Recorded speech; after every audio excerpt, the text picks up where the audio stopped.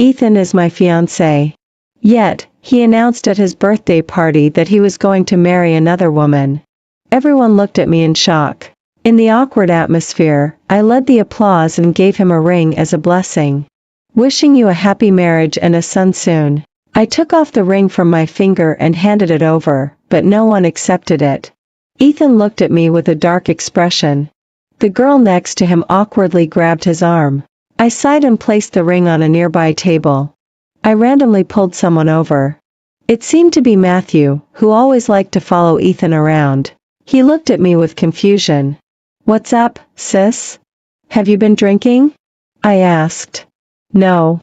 I threw him my car keys. "Take me home." "Sure thing." After walking just a few steps, Ethan rushed over and grabbed my arm. "Elizabeth, what do you mean by this?" I rubbed my temples. Because a product detail was leaked ahead of time, we had to start over and worked all night. After the morning meeting, I went to a nearby city and didn't get back until the afternoon, then went to get you a gift. I originally just wanted to say happy birthday and leave. I raised my wrist to check the time. It's 8 o'clock. I have a meeting at 10, and my flight to Paris is at 6 tomorrow morning. Little master, I'm too tired to hang out with you. Ethan looked completely bewildered. I was really exhausted. My temples felt like they were being drilled. I didn't say anything more. I broke free from Ethan's grasp and left. Matthew drove me home. When I got out of the car, I casually gave him the birthday gift I had prepared for Ethan, a set of car keys. Ethan had wanted this car for a long time. I put in a lot of effort to buy it. Matthew gasped, "You're giving it to me?" I responded with a yeah, and said, "Take the keys and go to the dealership to pick it up." "Thanks, sis." His gratitude felt genuine. "Are you planning to break up with Ethan?" "Yes, the engagement will be cancelled. If anyone asks you, you don't need to hide it." "Got it, sis." This time Ethan really wasn't considerate. You should have taught him a lesson a long time ago. I smiled and waved him off before going back inside. After showering, I forced myself to stay awake for the meeting. As soon as the meeting ended, without needing to decompress, I collapsed onto my bed and fell asleep. When my secretary opened the door the next morning to wake me up, I felt dazed. It felt like I hadn't slept at all, just closed my eyes for a moment. My phone was filled with unread messages and missed calls. Some people were curious about what was going on with Ethan and me. Some gossiped about whether I was breaking up with him. Others were concerned about how I was doing. Most had the same attitude as Matthew, suggesting I really should teach Ethan a lesson. Everyone thought I was just messing around with Ethan. After all, in their eyes, Elizabeth was madly in love with Ethan, having lost all sense of boundaries. Ethan was the person I first developed feelings for in high school. Back then, he was so flamboyant and dazzling that no one could ignore him, including me. So, I confessed to him. "Ethan, can I be your girlfriend?" Ethan looked at me, seemingly indifferent. "The top student? I don't like good students." Because of Ethan's remark about not liking good students, my youthful impulsiveness led me to do many ridiculous things. I dyed my hair, got my ears pierced, got a tattoo, skipped class, and went to bars. I started hanging out with Ethan, until one day, he brought a girl dressed in white into our midst. He said, "Let me introduce you, my girlfriend." I suddenly realized he didn't dislike good students, he just didn't like me. Ethan was not one for long-term relationships but had many romantic interests. He had many girlfriends. Later, in our sophomore year, we got engaged. Skipping the boyfriend-girlfriend phase, we directly became fiancés. This struck a nerve with him. He grabbed my neck and questioned me, "Are you willing to go to such lengths to be with me? Don't you know that I will never like you?" What did I say back then? Oh right, I remembered. I told him, "It's okay, I don't need you to like me, I just need you to marry me." From sophomore year until now, Ethan has been my fiancé for 6 years. Throughout these 6 years, he has continued with his ridiculous behavior. He has flirted and dated different women. Sometimes I even helped him clean up the mess. Each time, I would only ask him one question, "Did you sleep with her?" What's the big deal whether I did or not? I told him, if you did sleep with her, you'd be free. But he's quite strange. He has countless women around him, yet he never touches them. I don't know what he's holding out for. It had been 3 days since I returned from Paris. In those 3 days, I hadn't contacted Ethan at all. However, people in our circle frequently updated me on his whereabouts. For example, the woman he said he was going to marry has already been sent away. He's been hanging out at bars every day, and his family has threatened to disown him. Additionally, the car I gave to Matthew was bought back by him at double the price. What surprised me even more was that I saw Ethan after getting off the plane. Even wearing sunglasses couldn't hide the pallor on his face. He said, "My dad asked me to take you to our house for dinner." "I'm sorry," I replied. "I have something to do and can't make it." "I'll personally call Grandpa Ethan to apologize." Ethan looked at me. After a moment he turned and left, leaving behind a cold, "Do as you like." I didn't pay him any mind and drove straight home. It wasn't that I was brushing him off. I truly had something to attend to. Grandpa called me, asking me to come home for dinner. Though he mentioned dinner, it was really just an excuse for a lecture. "I heard you had a disagreement with Ethan?" He was trying to give me a way out, but I didn't take his hint. "Grandpa, I want to break off the engagement with the Ethan family." Grandpa's expression darkened. "I allow you to be upset, as our Elizabeth family isn't to be bullied, but I do not agree to let you break the engagement." "Grandpa, I want to break the engagement." He slammed his hand on the table. "Kneel down." I obediently knelt before him. "Do you know how much loss we'll incur if we break off the engagement with the Ethan family?" Of course I knew. It had been 6 years since our engagement with the Ethan family. In those 6 years, our cooperation with the Ethan family had become quite robust. Not to mention that we share both the glory and the losses. At the very least, separating would cost us dearly. What if I can recover this loss? Grandpa calmed down. He gently tapped his fingers on the table. "Then we'll talk after you recover it." So, after leaving the old house, I sent a message to my counterpart. "President Lucas, do you want a wife?" Lucas is the typical other people's child in our generation. No matter who it is, at some stage in life, you always hear someone in the family say, "Look at Lucas." A well-rounded elite like him wouldn't stoop to interact with us frivolous kids. I only started interacting with him after taking over the family business. How should I put it? He is indeed strong but not invincible. For instance, last month we both bid on a piece of land.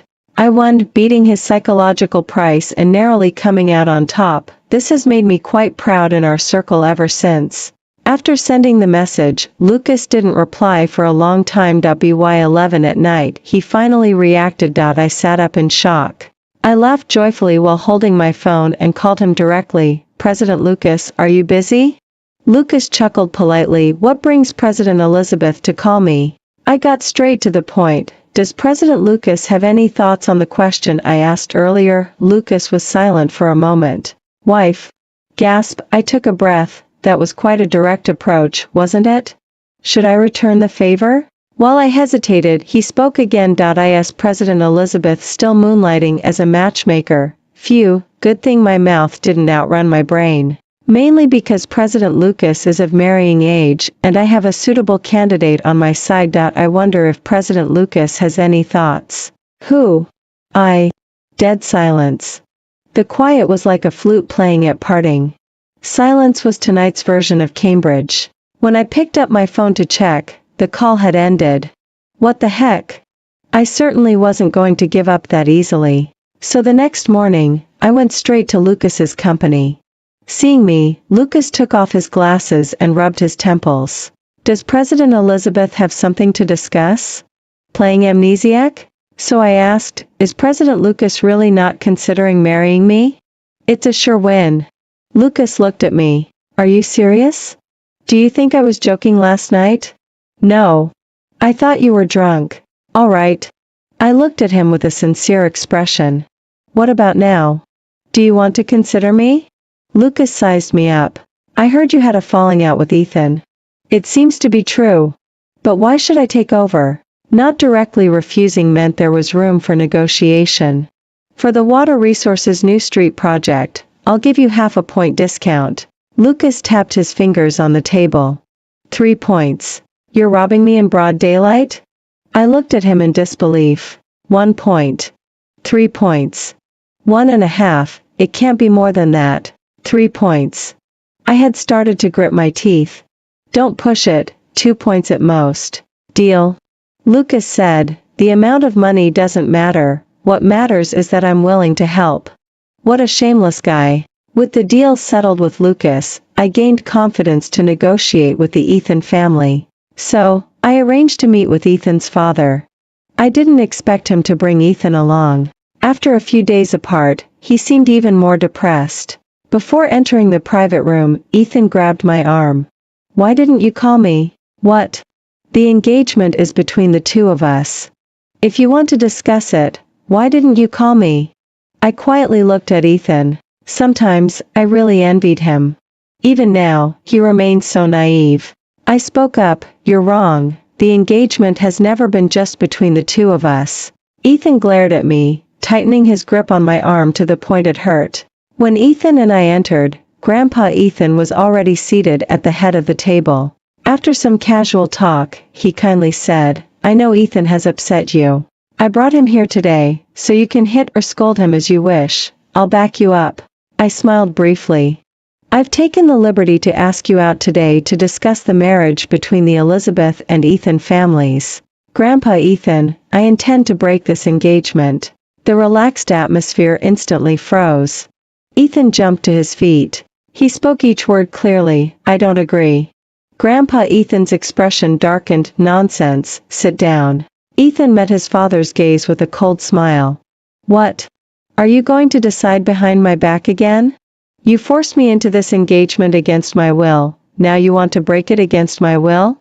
What am I supposed to be? A puppet? Grandpa Ethan slammed the table. What exactly do you want? You didn't agree to the engagement initially, and after 6 years of trouble, how much face have you and the Elizabeth family lost? Since you don't want to break the engagement, what are you trying to achieve? Ethan was momentarily stunned, then lowered his head. Grandpa Ethan looked at him deeply. Get out. Ethan left. Not only did he leave, but he also took me with him. The speed was too fast, he grabbed me and ran, like eloping.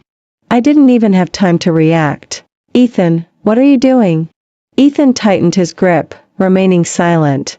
I struggled helplessly, but he only held on tighter. You're hurting me. I shouted in frustration and directly hit him.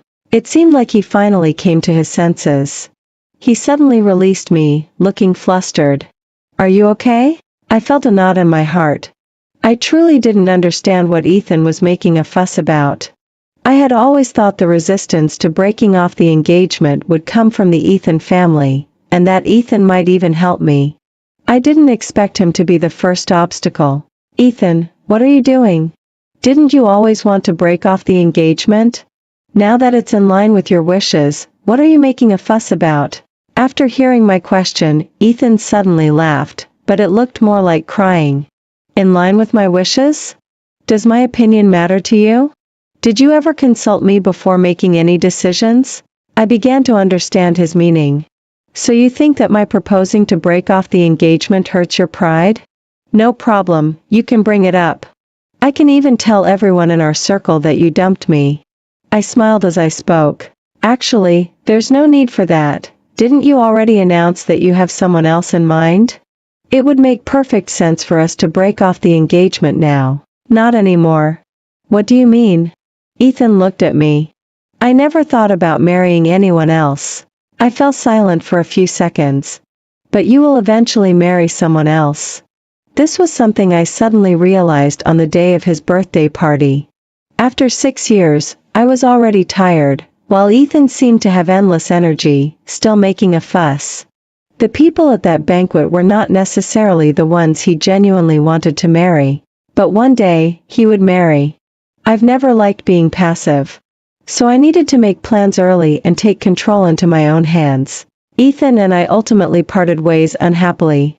He only left behind a harsh remark, Elizabeth, this time you don't get to decide. Of course, I didn't get to decide. But neither did he. This was something that needed negotiation. Before meeting with Grandpa Ethan, I had already introduced Lucas to my grandfather. We had dinner together and chatted a bit. We didn't say much, those who understood knew. That night, Grandpa finally relented. I'm old and can't manage your young affairs anymore. Do whatever you want. This time, I directly went to Grandpa Ethan's office. After an hour of back and forth, the engagement was broken off, and we agreed to announce the cancellation on our respective official websites at 8 the next morning. So what benefits did you give the Ethan family? At that moment, Lucas was no longer the polished elite he appeared to be earlier. He seemed to be in a lazy mood. I called Lucas after leaving the Ethan family's place, wanting to invite him for dinner. But he directly told me to come to his house. I hesitated at first. Then I thought, this relationship was now different. Why be reserved? In the end, I overthought it. He was just taking the day off and didn't want to go out. He didn't show much hospitality, just cooked 2 steaks and opened a bottle of wine. However, it was quite relaxing. You're overthinking it. Am I the kind of person who bears humiliation? Lucas raised an eyebrow, looking intrigued. I explained, actually, there aren't many things the Ethan family can hold over me. In these 6 years, no one has been foolish. It's all about win-win cooperation. The only exception is the Clearwater Bay project, where the Ethan family is the financial backer. If I break off the engagement, they will withdraw their investment. If they withdrew their investment, that land would become a burden for me and would sever my financial chain. So I urgently needed to find a benefactor. No, a good person with funding, strength, and willingness. Lucas clicked his tongue. Don't look at me with that expression. I was completely confused. He disdainfully said, you make me feel like a big loser. I was taken aback. Could he read minds? How could that be? You're my savior. Lucas sneered. I flattered him, look, I'm devoted to you. Lucas leaned back lazily, devoted. I blushed, no making lewd jokes. As it was almost 9:30, Lucas and I pulled out our phones simultaneously. The news is coming out tomorrow. What do you think shorting the Ethan group when the US market opens? Isn't that a bit unscrupulous? Lucas chuckled briefly and ignored me. I looked at him curiously. What are you doing? Seeing the screen on his phone, I gasped. Are you being unscrupulous? Lucas glanced up, likewise. A bad premonition washed over me. Who did you buy? Lucas replied, of course, the Ethan family, and the Elizabeth family. I wanted to pinch myself. In the end, I weakly added, buy less, don't blow up my family's company. The next day, the news of our engagement being annulled arrived as expected. The online community erupted, and so did people in our circle. Calls and messages flooded in, asking me what was going on. Annoyed, I posted 4 words in my social media, we have broken up. There was no choice, I was too busy. I also had a group of board members to appease. Suddenly, Ethan burst into the conference room. His assistant, looking helpless, mouthed to me, can't stop him. Ethan was not in good shape. I could even see the bloodshot veins in his eyes, as if he were about to explode with rage. You go to my office first, I'll talk to you after the meeting. Ethan sneered, Elizabeth, you're ruthless, really ruthless. You were the one who said you liked me, who chased me for years, who insisted we get married, who, smack. I slammed a folder on the table, interrupting him. Amelia, you take over the meeting. Okay, President Elizabeth. I shot Ethan a glance and left the conference room. He followed me into my office. What? Feeling embarrassed now? Elizabeth, this is all your fault. I never demanded anything from you, nor did I force you. It's you who kept pushing me. I coldly stared at Ethan. Once he finished, I spoke up. It is indeed embarrassing, but the one who's embarrassed is not me, it's the Ethan family. Ethan glared at me as if he wanted to devour me alive. Ethan, this is not your first time barging into my conference room, but it will be the last. Next time, I'll have security throw you out. Ethan, we are all adults now. Adults have adult rules. You can't just come and go as you please. Ethan looked utterly defeated. His face turned pale. He muttered, "You said you liked me, Elizabeth, you can't do this." Seeing him like this made me feel a bit powerless. "Ethan, can you be a little clearer?" "Yes, I said I liked you, but that was ages ago. The first time I told him I liked him was in high school. The last time I told him I liked him was also in high school. We were 17 back then, now we're 26. It's been almost 10 years. In 10 years, my interests, tastes in food, and fashion have all changed drastically. I've long forgotten what liking someone felt like 10 years ago. And does my liking you even matter to you?" Ethan staggered back 2 steps. "You stopped liking me a long time ago. Yes, you stopped liking me a long time ago. I've done so much over the years, but you've been indifferent. I was dispensable. Even if I kissed someone else, you could just pretend you didn't see it and later warn those people not to post the photos. I tested your bottom line step by step, but you had no bottom line with me. As long as we don't sleep together, it's fine?" "Ha, as long as we don't sleep together? Everyone thinks you're madly in love with me. But I'm the only one who knows you don't love me at all." Ethan roared. "Why?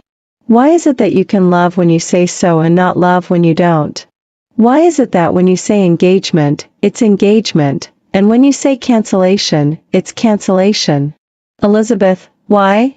I was a bit stunned, blurting out, "Because I have the ability to do so now." At the same time, I realized something was off. "Ethan, you don't like me, do you?" Ethan tensed up immediately. He almost instinctively wanted to refute me but restrained himself. I felt it was absurd. "Ethan, who taught you how to love someone like this?" Ethan seemed to see a glimmer of hope. "I don't know how to love someone, I've been wrong all these years. I'll change. Let's not annul the engagement, okay?" This was the first time he spoke to me in such a humble tone. But honestly, it wasn't necessary. "Ethan, I've changed over the years, including my standards for a partner. When I was young, I liked the handsome and rebellious types, but now, I prefer someone who can stand shoulder to shoulder with me. You don't qualify." Ethan never met my standards for a partner, but the Ethan family did. I once thought, even if Ethan was a little useless, as long as he didn't bring me trouble, it was fine. But the facts over the years have proven that he is indeed a troublemaker. Lucas called me. "Is your ex-fiancé still pestering you?" I laughed. "President Lucas seems well informed." Lucas sneered. "It's not that I'm well informed, it's just that your ex-fiancé is making too much noise." I felt a headache coming on. Hearing him refer to Ethan as my ex-fiancé felt a bit sour. But I didn't think he was jealous. Lucas and I are cut from the same cloth. If there was such a commotion on his side, I would be unhappy too. "This is a one-time thing, it won't happen again." Lucas replied with a hum. After hanging up, I told my assistant to inform the front desk that Ethan would need an appointment to see me in the future. After a busy day, I finally managed to calm down the board members. When it was almost time to leave, I received another call from Lucas. His tone was somewhat subtle. "Your front desk asked me to make an appointment?" Oh, I felt like I had forgotten something.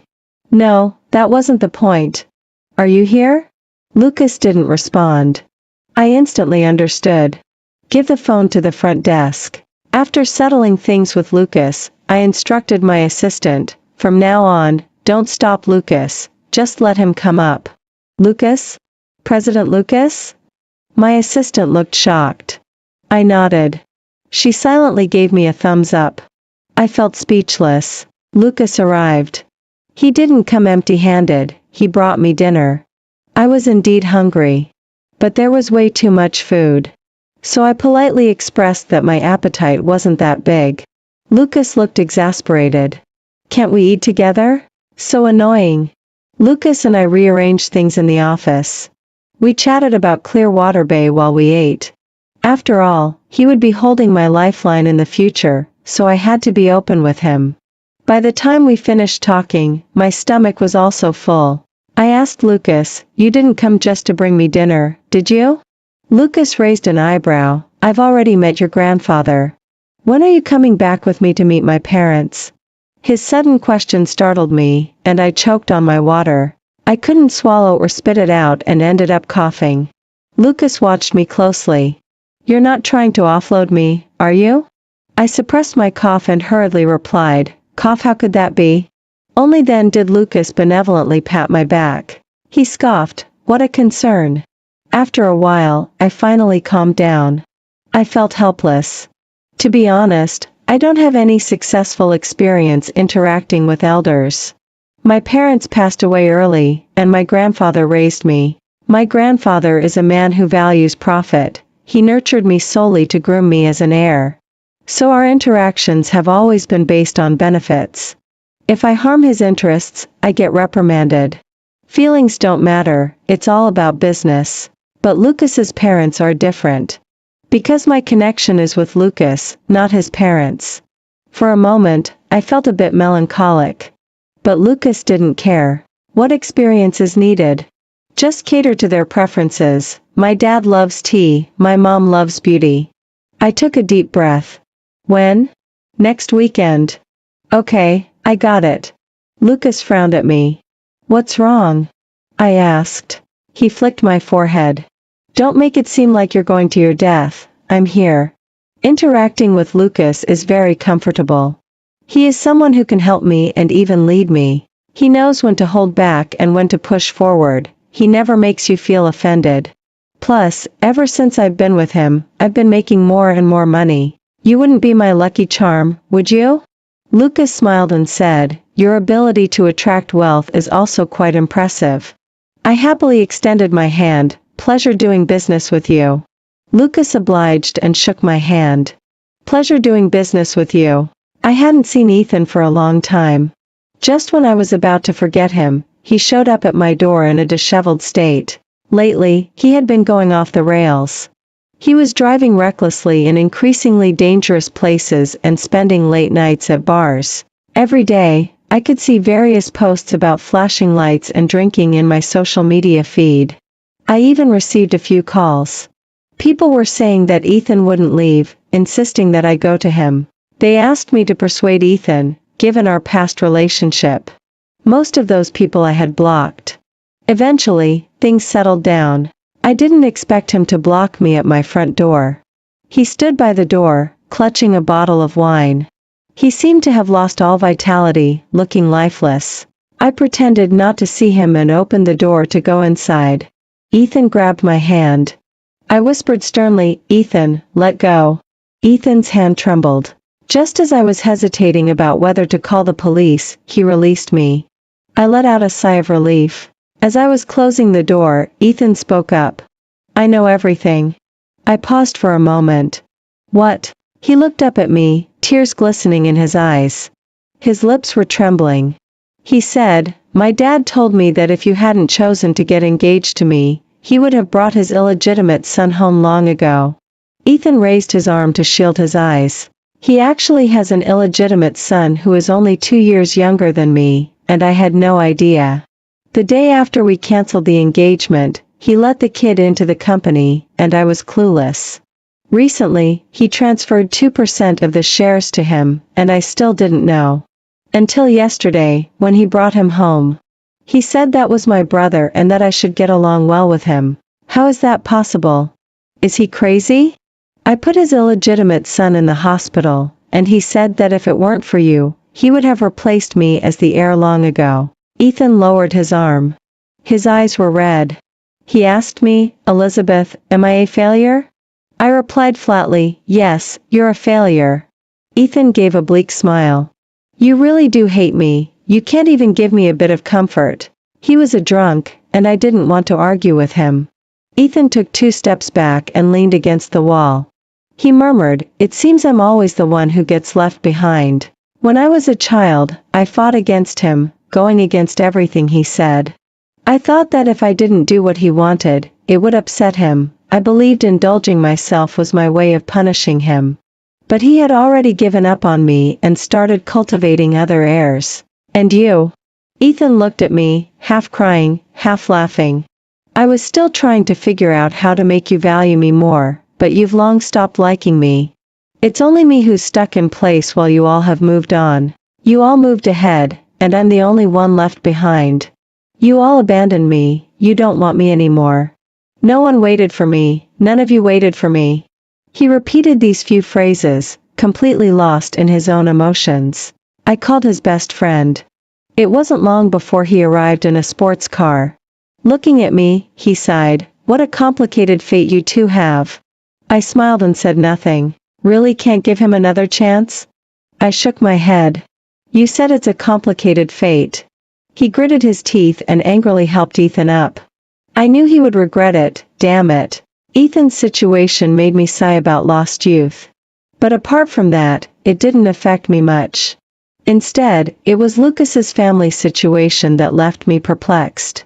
Lucas's mother loves beauty, but it was definitely not possible to buy her cosmetics or skincare products, so in the end, I chose a diamond necklace.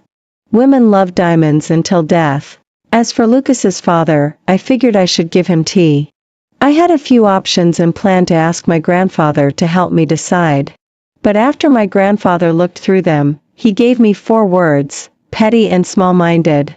I felt helpless. It's already expensive enough. My grandfather snorted. Just wait. Before long, he took out a cake of tea and said, "Take this." I looked at the simple packaging. Do you want me to get thrown out? My grandfather rolled his eyes. You can't see the big picture. This one is worth 10 of what you have. Really? Get lost. In the end, I still took it. After all, why not take it if it's free? Before I left, my grandfather reminded me. Speak properly when you go to someone else's house. Listen to what the elders say, don't argue. I felt speechless. I wanted to ask him when I ever argued. But saying that would seem like I was indeed arguing, so I could only reluctantly keep my mouth shut. Soon, the weekend arrived. Lucas drove over to pick me up. On the way, I felt like a gourd with its mouth sawed off. The air in the car was so quiet it was suffocating. Suddenly, Lucas took my hand. What are you doing? Giving you some warmth. I'm afraid you'll be scared to death before you even arrive. I hesitated and looked at him. Are you sure you're not trying to take advantage of me? Lucas snorted coldly. Isn't it my turn to take advantage? It is, you should. The atmosphere in the Lucas family was more harmonious than I expected. The food Lucas's dad made was delicious. Lucas's mom seemed only responsible for being beautiful. But she was indeed pretty, after all, she was once an actress. They really liked my gift, especially Lucas's mom, who put on the necklace right then and there. But the direction of the conversation afterward was a bit confusing. Lucas's dad asked, "When are you two planning to get married?" Lucas looked at me. "When are you planning to get married?" I really wanted to give him a big slap. Is there anyone who leads a person into trouble like this? So I said, "It depends on Lucas, I'll listen to him." Lucas looked at me. I raised my eyebrows at him.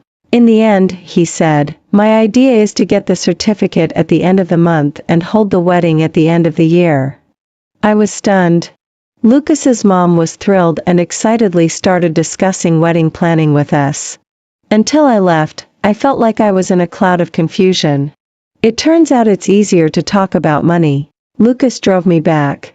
After getting out of the car, he looked serious. He said, "What I said today was serious. You can go back and think about it." Think about what? Getting the certificate at the end of the month? Getting married at the end of the year? Lucas said, "I'm a businessman, so I need to add some leverage to our partnership." That night, as I lay in bed, I started thinking about marriage. I weighed the pros and cons, analyzing the gains and losses, and found myself in a dilemma. But after drinking a glass of water, I suddenly realized something. Lucas seemed to have given me a false proposition. I was originally heading towards marrying him. Whether it was sooner or later, was that really an issue? Obviously not. So I sent him a message, "Lucas, you're so annoying." Lucas replied with a question mark. I ignored him and happily went to sleep. The next day, I told him, "Let's set a time to get the marriage certificate." Lucas looked at me, "Are you sure?" I was puzzled. Aren't we originally heading towards marriage? Lucas nodded, sincerely saying, "President Elizabeth is awesome. It wasn't until many years later, after our daughter was born, that Lucas told me he had been thinking that girls liked romance, so he had started preparing for the proposal scene. But President Elizabeth was too awesome and allergic to romance. So you just gave up? Yeah, President Lucas has a thin skin and was afraid of being laughed at by President Elizabeth. The date we agreed on to get the marriage certificate was 3 days later. Because on that day, Lucas would officially invest in Clearwater Bay, and when we reveal the certificate, it would be a win-win, with the stock market definitely looking rosy. Today, someone from Ethan's family would come to talk to us about follow-up cooperation. What I didn't expect was that the person who came was Ethan. After being surprised for 2 seconds, I quickly got up to shake his hand. President Ethan, nice to meet you. Ethan looked at me, gripping my hand a bit too tightly, and didn't let go for several seconds. He said, President Elizabeth, nice to meet you. Without much small talk, we went straight to the point. To my surprise, Ethan didn't seize the opportunity to propose any conditions. All the contracts followed the previous agreements. He said, President Elizabeth, don't worry. Our matters won't affect the cooperation between the two families. I wondered if Ethan had done something behind the scenes. But it didn't matter. After all, if there's a bargain, why not take advantage of it? So we smoothly signed the contract. President Elizabeth, can I treat you to a meal? Of course. Since Ethan had decided to get involved in the company's affairs, we would have plenty of chances to work together in the future. If I couldn't avoid it, I might as well embrace it. President Elizabeth wasn't afraid. The place Ethan chose was one I often went to, but it was my first time with him. He ordered dishes, all of which I loved, and I pretended not to notice. I raised my glass, thank you, President Ethan, for your generous hospitality today. I hope we have a pleasant cooperation in the future. Ethan smiled wryly at me. Do we need to be this formal? Now that the engagement is off, can't we at least be friends? More friends mean more opportunities. I set my glass down. Of course we can. But Ethan was taken aback. His expression darkened. Do you really have no feelings for me at all? I felt a bit of a headache. How did I not realize he was such a hopeless romantic during our past encounters? Ethan, since you're in the company now, just focus on your work and don't think about all those messy things. Ethan stared at me without blinking. If I work hard, can you give me another chance? I was confused. What chance? Ethan said, Elizabeth, I won't give up on you. My heart felt complicated. How should I politely tell him that I was about to get married? Ethan, you can do anything, but don't do it for me. I won't pay for someone else's life. So for all these years, you've never advised me. What I want to do is my business, it has nothing to do with you. Once what I do crosses your bottom line, you'll kick me away, right? Ethan became agitated. I looked at him. So, are you blaming me? Ethan's eyes flickered. That's not what I mean. I rubbed my temples. Ethan, I'm a year younger than you. I've had to fight my way through everything on my own. I can't even be sure that the path I'm taking is the right one. Why should I plan your life for you? Again, you can do anything, but don't drag me into it. I won't pay for your life. I stood up to leave. Ethan reached out to stop me. At that moment, the door to the private room was pushed open. Lucas walked in. I heard from the manager that you were here. I stepped forward and linked my arm with his. Let me introduce you, Lucas, my husband. Ignoring the pale expression on Ethan's shocked face, I pulled Lucas away. What's this? Using me? What's this? Aren't you? Am I? Is it legally recognized? Then I'm just exercising my rights as a wife in advance, is that okay? Lucas chuckled and took my hand. Of course it is, Mrs. Lucas. Ethan seemed greatly provoked by my words. He unceremoniously grabbed me. Don't do this, Elizabeth. Don't treat me like this. You're lying to me, aren't you? I'm taking revenge on you, right? His gaze was full of pleading. Before I could react, Lucas pulled me behind him. Ethan, have some self-respect. Get lost. Ethan shouted. His eyes were bloodshot. Give me Elizabeth back. Lucas smiled slightly. Ethan, you've already canceled the engagement. Ethan threw a punch at Lucas. "This is between me and Elizabeth. It has nothing to do with you." I never expected him to throw a punch. I gasped, about to reach for Lucas when he sidestepped and pinned Ethan against the wall. "Are you okay?"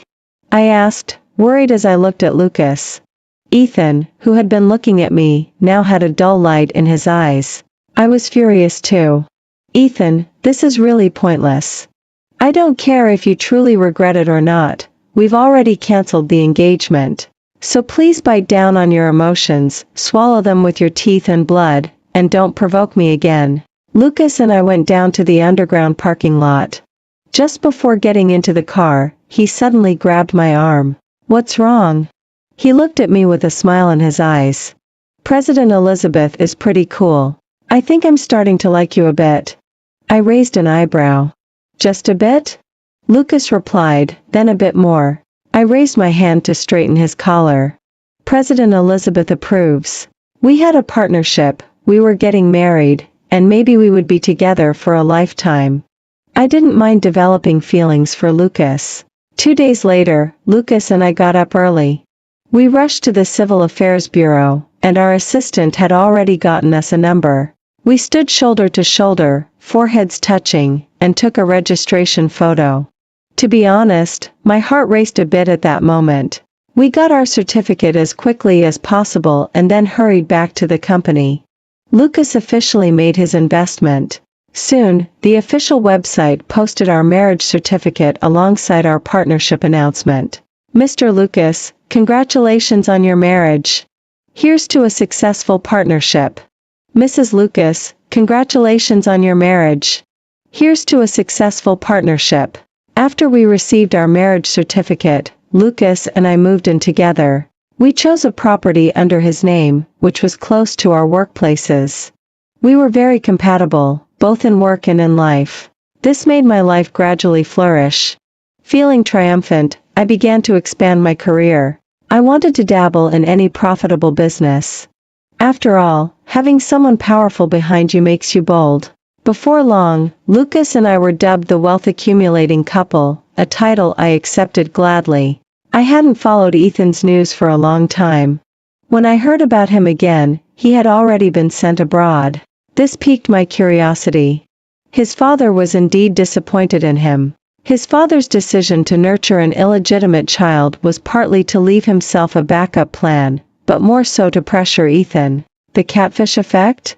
A cornered beast fighting back? Those who think they have a throne to inherit often enjoy playing such games like Ethan's father and my grandfather, but to say he was completely given up on would be an exaggeration. Especially now that Ethan had started doing serious work. So, what had really happened? "If there's a problem, consult President Lucas." President Lucas casually remarked, "He wanted to go down with me, but his dad found out." What did he mean by go down with me?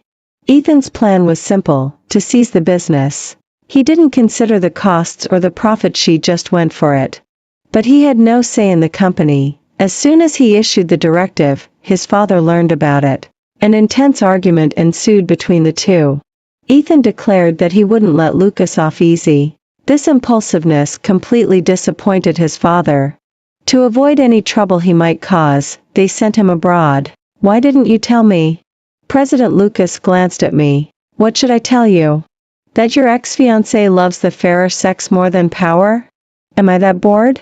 Of course, President Lucas was not bored, he was very busy. He had to juggle business and prepare for the wedding at the end of the year. I suggested outsourcing it and accepting sponsorship. Lucas was annoyed when he heard this. Before I could say more, he kissed me. By the end of that kiss, I couldn't even remember what I wanted to say. Later, the wedding was magnificently arranged by Lucas. He let me experience a dreamlike ceremony. Ethan also attended, dressed to the nines as if he were there to reclaim me. However, he didn't do anything, he simply sat quietly there and then left quietly. Later, Lucas kissed me.